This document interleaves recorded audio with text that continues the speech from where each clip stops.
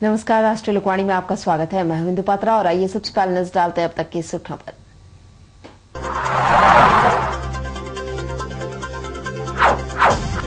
टेल्को में हुए गोलीकांड के विरोध में विधायक व सांसद उतरे सड़कों पर। घंटों किया जेएमको मुख्य सड़क को जाम।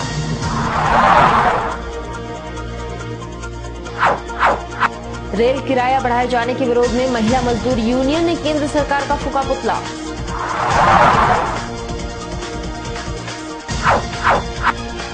और एमजीएम अस्पताल की कुव्यवस्था के खिलाफ जेएचआरसी ने काला बिल्ला लगाकर किया मौन प्रदर्शन।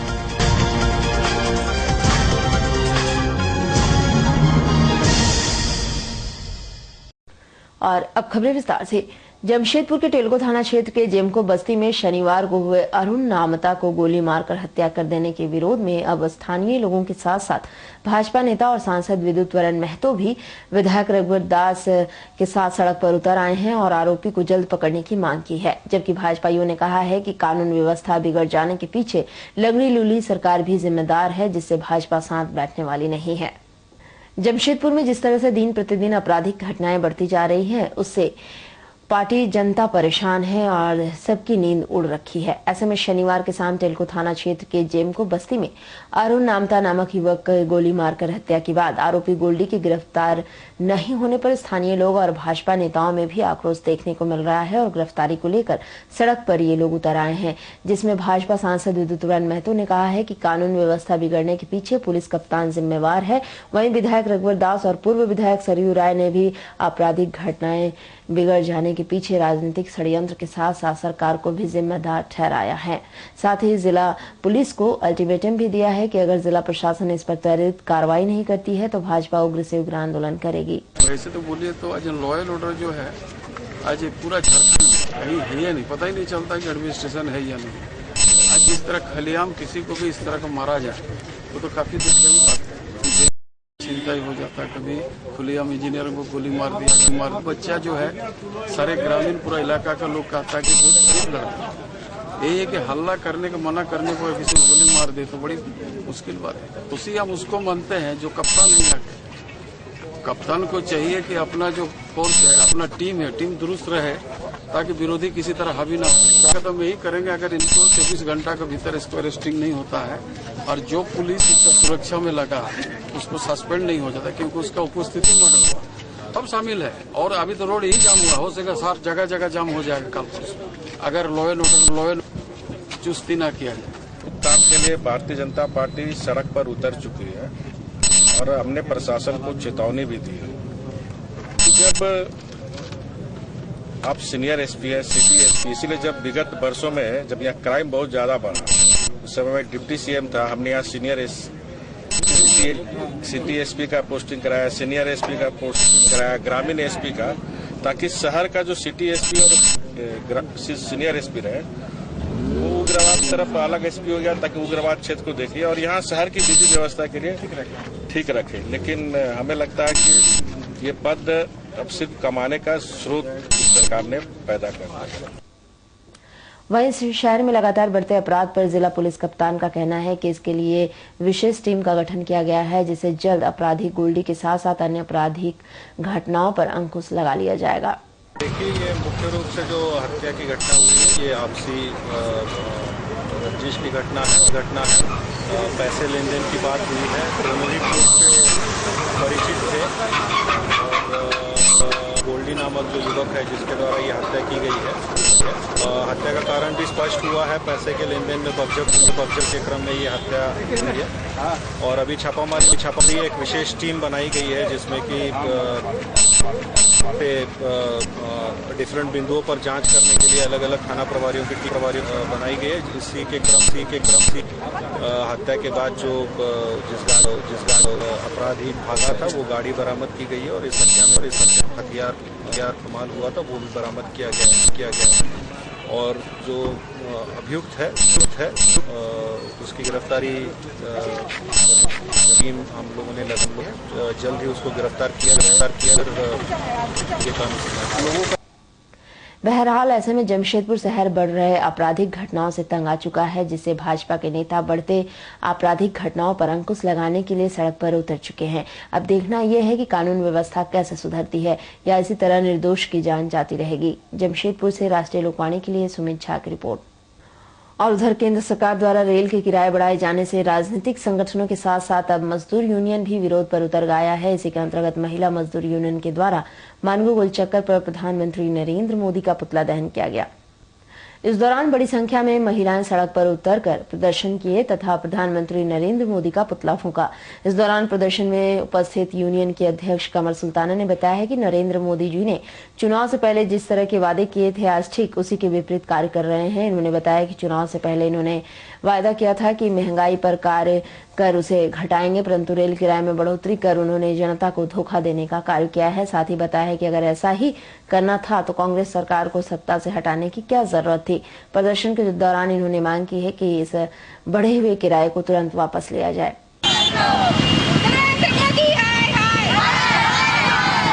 मोदी जी का पुतला दहन किए हैं क्योंकि जब से आज पूरे देश में जनता ये सोचकर मोदी सरकार को लाई थी कि महंगाई पर रोक लगेगा, बल्कि उन्होंने वादा भी किया था कि जब एनडीए की सरकार आ जाएगी तो देश के अच्छे दिन आ जाएंगे, लेकिन ऐसा हुआ कुछ नहीं है, बल्कि देश का बुरा दिन आ गया है और आने वाला है। और अभी जो रेल किराया में वृद्धि हुई है, जो बढ़ोतरी हुई है, इसमें राजनाथ जी का कहना है, रेल मंत्री जी का कहना है और खुद मोदी जी का भी कहना यह है कि ये कांग्रेस के वक्त से लागू हुआ है। तो कांग्रेस के वक्त में जो प्रस्ताव लागू हुआ है उसको आप क्यों यूज कर रहे हैं? अगर उसी को यूज करना है, उसी को इस्तेमाल करना है तो फिर कांग्रेस की सरकार में क्या बुराई थी? शक्ल देखकर किसी को लाया नहीं गया है। आदमी इसलिए उनको चुन कर लाया है, जनता बीच में इसलिए चुन कर लाई है कि महंगाई की मार से इंसान बचेगा, लेकिन ऐसा कुछ नहीं हो रहा। दिन ब दिन रोज महंगाई बढ़ती जा रही है। इसलिए आज हम लोग नरेंद्र मोदी जी का पुतला बनाए हैं, क्योंकि मजदूर जो मजदूरी करते हैं, रोजाना ट्रेन से आना जाना करते हैं, 200 रुपया 250 रुपया उनका इनकम है, 150 वो रेल का किराया ही दे देंगे तो उनके पास क्या बचेगा? देश से, अपने शहर से बच्चे दूसरे शहर में पढ़ने जाते हैं, आना जाना उनका लगा रहता है। रेल किराए में वृद्धि के कारण उनकी परेशानी बढ़ गई है। इन्हीं सब बातों को लेकर आज हम लोग नरेंद्र मोदी जी का पुतला बनाए हैं ताकि बढ़े हुए किराया को कम से कम वो वापस ले। और उधर रविवार को जेएचआरसी के सदस्यों ने एमजीएम अस्पताल की व्यवस्था के खिलाफ मुंह पर काले पट्टी बांधकर अस्पताल प्रशासन को चेतावनी स्वरूप अंगुली दिखाकर पूरे अस्पताल में मौन प्रदर्शन किया। साथ ही चेतावनी दी है कि यदि अस्पताल की व्यवस्था 15 दिनों में अगर सुचारू नहीं हुई तो वे लोग आंदोलन के लिए बाध्य होंगे। जेएचआरसी के अध्यक्ष मनोज मिश्रा ने बताया है कि अस्पताल के विभिन्न वार्डों में कई दिनों से पानी नहीं है और अस्पताल में जो दवा उपलब्ध है उस दवा को भी अस्पताल के डॉक्टर बाहर से लाने को कह रहे हैं। इतना ही नहीं, एक माह पूर्व वे लोग अस्पताल के व्यवस्था को देखते हुए अस्पताल में इलाजरत थैलेसीमिया के शिकार बच्चों के लिए थैलेसीमिया की दवा अस्पताल प्रबंधक को दिए थे। वह दवा भी उन बच्चों तक ठीक से नहीं पहुंच पा रहा है, जिसके लिए वे लोग अस्पताल प्रशासन से जवाब मांगे कि वह दवा कहाँ खपत हुआ, पर अस्पताल प्रशासन जवाब नहीं दिया, जिसके विरोध में वे लोग अपने मुंह पर काला पट्टी लगाकर विरोध प्रदर्शन किए। साथ ही अंगुली दिखाकर प्रदर्शन करने का तात्पर्य हुआ कि वे लोग अस्पताल प्रशासन को उनकी व्यवस्था के लिए चुनौती दें। साथ ही उन्होंने कहा है कि यदि अस्पताल प्रशासन 15 दिनों में अपनी व्यवस्था में सुधार नहीं लाता है तो वे लोग आंदोलन के लिए बाध्य होंगे। दुखी है कि हम लोग लगातार हम लोगों के आने के बाद यहाँ के चिकित्सकों में, यहाँ के कर्मचारियों में कोई इच्छा भावना काम करने की नहीं जग रही है। उनके अंदर जो लापरवाही है वो बरकरार है। सबसे शौक और दुख की बात यह है कि लेबर रूम से और लेबर गैनिक वार्ड से लेकर के तमाम हॉस्पिटल के अन्य वार्डों में पानी नहीं चल रहा है, तो मरीज बेचारे बिना पानी के प्यासे कहाँ जाएंगे। साफ सफाई की स्थिति ये है कि गंदगी का अंबार लगा है, वो चाहे मेडिकल बायो वेस्ट का मामला हो या फिर जो अन्य गंदगी है। मरीज बदहाल है, उनको वो दवाई भी उनसे मंगाया जा रहा है जो दवा हॉस्पिटल में मौजूद है। हम लोग उन दवाओं का लिस्ट जो है वो हर वार्ड में मालूम तो पड़े अब कौन सी दवाई मंगा रहे हैं और कौन सी दवा इनके पास है और कौन सा नहीं है। तो ये सही मुद्दे पर हम लोग जो दवा दे रहे हैं थैलेसीमिया का, बहुत सारे लोग हमको मदद कर रहे हैं। हम लोग पूछते हैं कि वो दवा कहाँ गया, हिसाब बताइए, वो ठीक से बता नहीं पा रहे हैं। हम लोग अपना काम बंद नहीं कर सकते हैं। बच्चों की सेवा हम लोगों ने एक लक्ष्य लिया है, एक निर्णय लिया है कि बच्चों की सेवा में लगेंगे और काम करेंगे। हम उसको रोकते हैं, लेकिन कैसे करें। आज हम सरकार के सामने, प्रशासन के सामने और एमजीएम प्रबंधन के सामने अपना विरोध दर्ज और उनको अल्टीमेटम देते हैं कि 15 दिन के अंदर अगर इन व्यवस्था में सुधार नहीं किया गया तो हम बाध्य हो जाएंगे। और उधर अस्पताल की सुरक्षा में गृह रक्षकों को तैनाती करने के उपरांत भी अस्पताल चोरों व मवालियों का वहां पर तांडव कम होने का नाम नहीं ले रहा है। रविवार को अस्पताल के अर्थो वार्ड में मोबाइल चोर को मरीजों व उनके परिजनों ने धर दबोचा और साक्षी थाने को सुपुर्द किया। मरीजों के अनुसार बागबेड़ा की ताड़ी निवासी राजपाल सिंह पिछले एक सप्ताह से अस्पताल के विभिन्न वार्डों में संदिग्ध अवस्था में घुमा करता था। वह किसी भी वार्ड में मरीज बनकर बेड पर सो जाता था। इतना ही नहीं, वह अपने साथ 2-4 लोगों को और साथ में रखता था। रविवार को वह अर्थो वार्ड की 31 नंबर बेड पर आकर सो गया। उसी वार्ड में पिछले 22 दिनों से 12 वर्षीय चंद्रमोहन 27 नंबर बेड पर इलाजरत है। वह रविवार की सुबह अपने मोबाइल फोन चार्ज में लगाकर टॉयलेट करने गए। जब वह आए तो देखा कि उसका मोबाइल फोन नहीं है। उसके बाद वह अपने वार्ड के सभी मरीजों और उनके परिजनों से पूछताछ की। तब उसे शक हुआ कि उसका मोबाइल फोन राजपाल चुरा कर ले गया होगा। उसके बाद वार्ड के मरीजों ने उसे पकड़कर गृह रक्षकों को सौंप दिया। गृह रक्षकों ने साक्षी थाना को सौंप दिया है। वहीं चंद्रमोहन की मां भवानी ने बताया है कि पुलिस उसके मोबाइल फोन को बरामद कर ली है। राजपाल ने उनका मोबाइल फोन चोरी कर अस्पताल के पास वाले देबू होटल में 300 रुपए में बेच दिया था। मोबाइल का क्या हुआ था मामला? चार्ज में बैठा था मोबाइल को ये वाला लोग चोर आदमी ऐसे सूता है। हम लोग भी घूमता है, ये वाला भी घूमता है। तो हम लोग का ये वाला सूता है, यही लोग लेता है। तो पीछा करने तो पा गया, ये लड़का सब ले गए। और जो लड़का पकड़ाया वही लड़का के पास से मिला? हाँ मिला है। कहाँ दिया था मोबाइल? आईकॉन होटल में। कौन होटल में? वो नाम देबू होटल। देबू होटल कहाँ पर है ये वाला? लोधी धार के ये वाला देखा है, हम देखा है। कंप्लेन रही है, उसी से पूछ लीजिए। क्या मामला क्या है? मामला क्या? अब बोल रहे हैं कि मोबाइल चुराया है। और उधर भाजपा पश्चिमी विधानसभा के महिला इकाई द्वारा साक्षी धालबम क्लब में महिला कार्यकर्ता सम्मेलन का आयोजन किया गया, जिसमें बड़ी संख्या में कार्यकर्ताएं उपस्थित रहीं।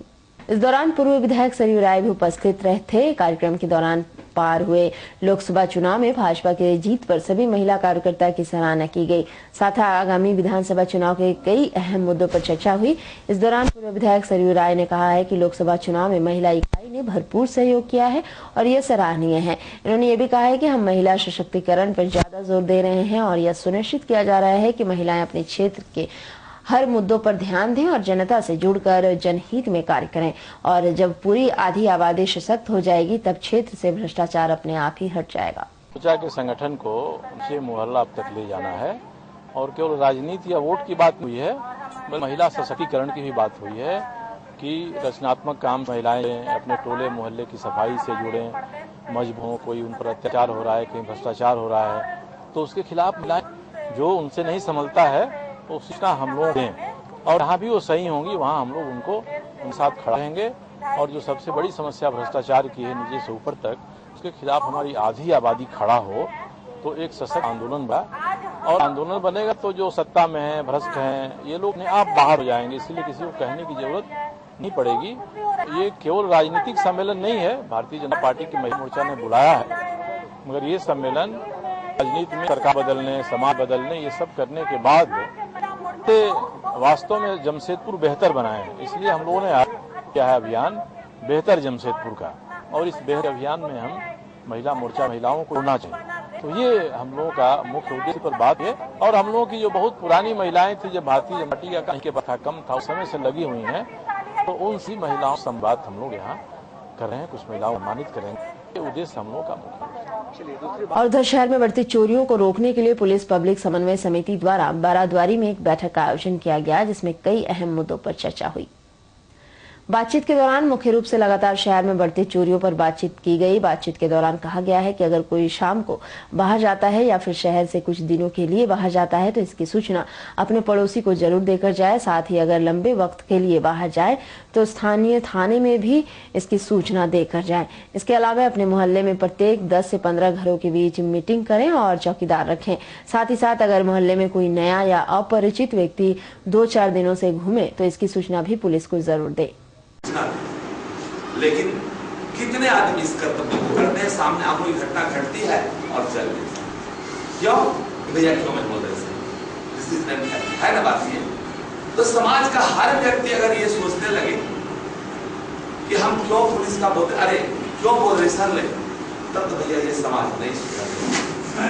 आज नियंत्रण में मैं प्रभावहीन हो जाता हूँ तो ये वर्दी मेरे देह पर नहीं रहती। तो मैं इस वर्दी डिपार्टमेंट की प्रतिष्ठा के लिए नहीं, मैं अपनी प्रतिष्ठा के लिए भी सोचता हूँ कि ये क्राइम घटना नहीं। तो समाज में जागरूकता जरूरी है और जागरूकता के द्वारा पुलिस के बल पर आप अपने बच्चे को डंडे के बल पर नहीं पढ़ा सकते और पुलिस भी डंडे के बल पर अपराध को रोक नहीं सकती, निश्चित ये माना हुआ बात। और उधर जमशेदपुर प्रदेश में बाहर के कॉन्ट्रैक्टरों की मनमानी चल रही है। अब हम आंदोलन करेंगे और काम बंद करवा देंगे। सरकार छोटे छोटे टेंडर कर यहां के कॉन्ट्रैक्टरों को काम दे, यह कहना है कॉन्ट्रैक्टर वेलफेयर एसोसिएशन के प्रदेश अध्यक्ष अभय कुमार सिंह का। निर्मल गेस्ट हाउस में हुए एक बैठक में सर्वसम्मति से चुने गए प्रदेश अध्यक्ष बनने के बाद अभय कुमार सिंह मीडिया से बातचीत के दौरान उन्होंने कहा है कि इस मुद्दे पर सरकार से कई बार वार्ता हुई, लेकिन साजिश के तहत आज भी साउथ और अन्य प्रदेशों के बड़े कॉन्ट्रैक्टरों का दबदबा है, जबकि उनका काम हमें ही करना पड़ता है। प्रदेश में अधिकतर काम बंद है। इन्होंने बताया है कि अब हम यह मनमानी नहीं चलने देंगे और इसके खिलाफ आंदोलन करेंगे। कॉन्ट्रैक्टर की बद से बदतर हालत होते जा रही है, क्योंकि यहाँ पर एक साजिश के तहत सारे बाहरी कॉन्ट्रैक्टर को बड़े बड़े कॉन्ट्रैक्ट दे दिए जा रहे हैं, जिसके चलते यहाँ के सारे कॉन्ट्रैक्टर बेरोजगार हो गए और वे बाहरी कॉन्ट्रैक्टर आकर के एक 10% 15% मोबिलाइजेशन लेकर के यहाँ से चले जा रहे हैं। कोई आंध्रा चल जा रहा है, कोई महाराष्ट्र चल जा रहा है, कोई कर्नाटका चल जा रहा है और एक बहुत बड़ी साजिश के तहत खेल हो रहा है और वो लोग अपना काम को बंद कर दे रहे हैं। चूँकि यहाँ बंद करने के बाद वो लोग तरह तरह के चिट्ठी लिखते रहते हैं कि लैंड एक्विजिशन नहीं है, तो नक्सलाइट प्रॉब्लम है, तो ये प्रॉब्लम है और ये 10% पैसे जब करोड़ों अरबों में हो जाएगा और वो पैसा उन लोग के पॉकेट में चला जा रहा है, चाहे जिस ढंग से बंदरवाट हो रहा है। और आज प्रदेश में किसी तरह का कोई भी काम नहीं हो पा रहा है। आपको कई बार लिखित अल्टीमेटम दिया, मंत्री महोदया से मिला, सचिव महोदय से मिला, हम लोग ने तोड़ तोड़ के छोटा टेंडर करने के लिए आग्रह किया,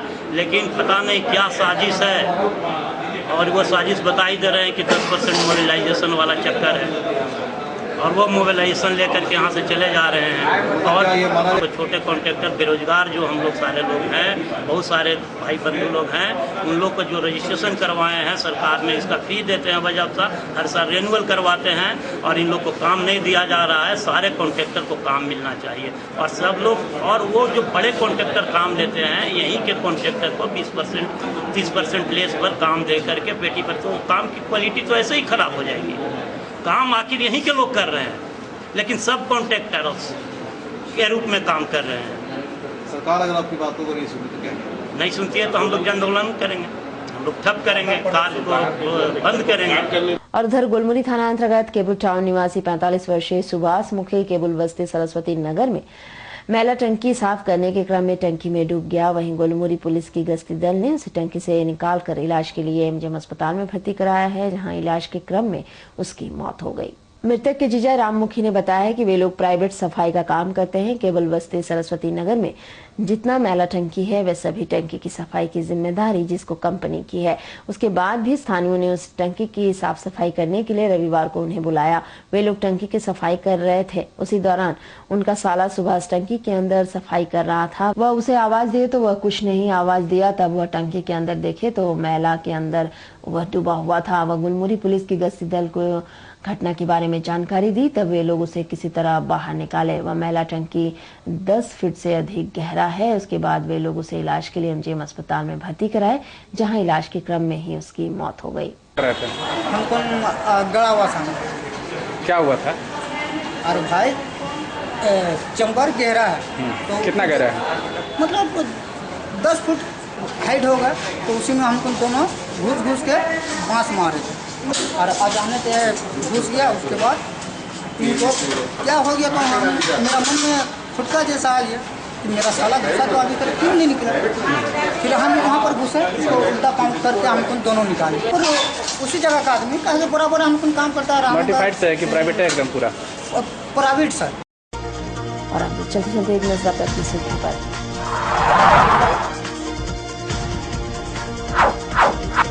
टेल्को में हुए गोलीकांड के विरोध में विधायक व सांसद उतरे सड़कों पर। घंटों किया जेमको मुख्य सड़क को जाम।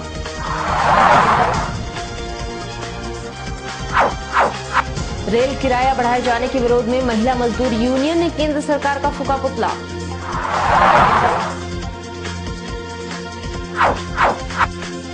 और एमजीएम अस्पताल की कुव्यवस्था के खिलाफ जेएचआरसी ने काला बिल्ला लगाकर किया मौन प्रदर्शन।